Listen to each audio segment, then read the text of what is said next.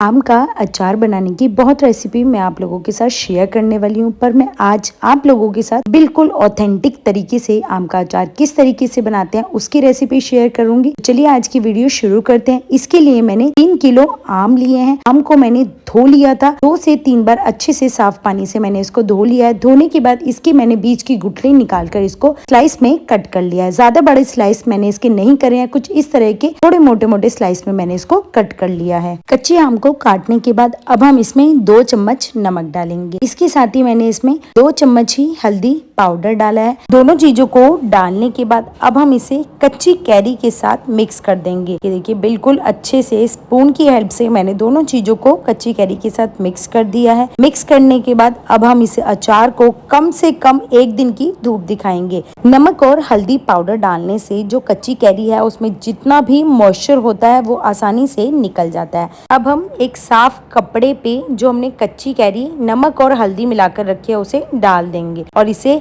कम से कम 1 दिन की धूप में हमें रखना है। हाथों से ही कच्ची कैरी को मैंने बिल्कुल अच्छे से एक साफ कपड़े पे फैला दिया था और बिल्कुल डायरेक्ट धूप में इसको फैलाया है, जिससे कि ये बिल्कुल अच्छे से 1 ही दिन में सूख जाएंगी। आप चाहें तो अगर धूप ज्यादा तेज ना हो तो आप इसे 1 से 2 दिन की भी धूप दिखा सकते हैं, पर मेरे घर पर बिल्कुल डायरेक्ट धूप आती है तो इसीलिए 1 दिन की धूप में ही ये देखिए कितने अच्छे से ये ड्राई हो चुकी हैं। बिल्कुल अच्छे से ड्राई है और इसमें बिल्कुल भी मॉइस्चर नहीं है। बस ये ध्यान रखिए हाथ आपका बिल्कुल भी गीला नहीं होना चाहिए, क्योंकि आम के अचार में बिल्कुल भी पानी नहीं लगना चाहिए। अगर इसमें जरा सा भी पानी लग जाता है तो अचार हमारा तभी खराब हो जाता है। कच्ची कैरी को अब हमने एक बड़ी परात में निकाल लिया है और ये देखिए बिल्कुल कच्ची कैरी हमारी ड्राई हो चुकी है। अब इसको बनाने के लिए हमने कुछ मसाले लिए हैं। 3 चम्मच मैंने इसके लिए सौंफ ली है, 2 चम्मच मैंने इसके लिए काली वाली सरसों ली है, 2 ही चम्मच मैंने इसके लिए मेथी दाना लिया है, 2 चम्मच जीरा लिया है और 1 चम्मच मैंने इसके लिए हींग ली है।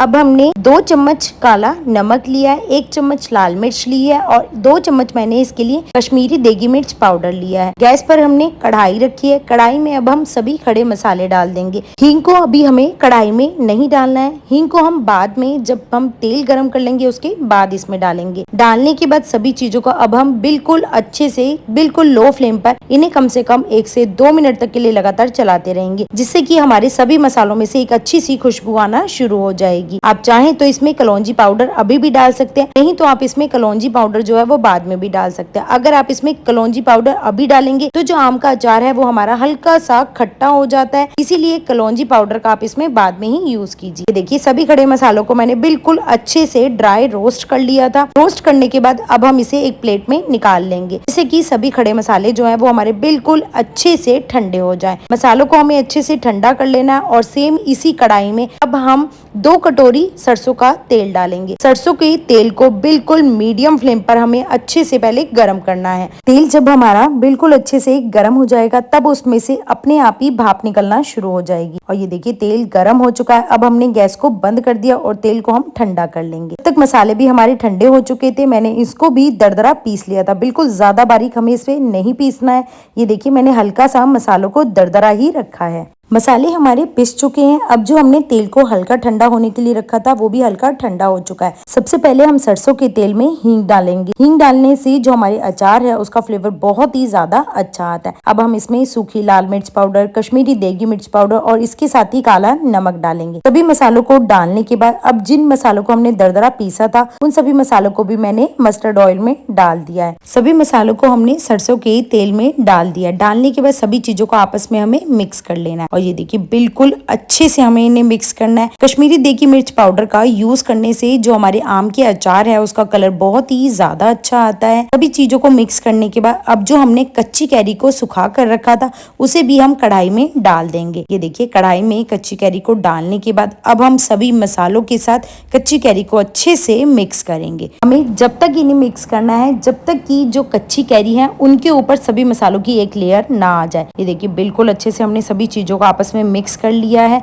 और सभी मसाले भी हमारी कच्ची कैरी के साथ मिक्स हो चुके हैं। अब आप इस अचार में नमक को टेस्ट कर सकते हैं। अगर आपको लगे कि अचार में नमक कम है तो आप इसमें नमक मिक्स भी कर सकते हैं। आप चाहें तो इसमें काला नमक या सफेद नमक कोई भी नमक ऊपर से डाल दीजिए और उसे अचार के साथ मिक्स कर दीजिए। अब आप जिस जार या कंटेनर में आम के अचार को स्टोर करके रखना चाहते हैं उसे पहले बिल्कुल अच्छे से धो लीजिए, धोकर उसे सुखा लीजिए जिससे कि उसमें बिल्कुल भी पानी नहीं होना चाहिए। मैंने एक कंटेनर लिया था, उसे धोकर सुखा लिया और साफ कपड़े से पोंछ लिया था जिससे कि उसमें बिल्कुल भी पानी नहीं था। कंटेनर में हमने आम का अचार डाला है, डालकर इसे हिलाकर अच्छे से मिक्स कर लिया और इसे कम से कम 1 से 2 दिन की बिल्कुल अच्छे से धूप दिखाइए और उसके बाद ये अचार हमारा खाने के लिए तैयार है। आप भी इस ट्रेडिशनल तरीके से बनने वाले अचार की रेसिपी को जरूर बनाकर ट्राई कीजिए जिसे कि आप पूड़ी, पराठा, रोटी किसी के भी साथ खा सकते हैं। और 2 दिन बाद ये देखिए आम का अचार हमारा लगभग तैयार हो चुका है। आप भी इसे जरूर बनाकर ट्राई कीजिए। वीडियो पसंद आए लाइक शेयर सब्सक्राइब करें।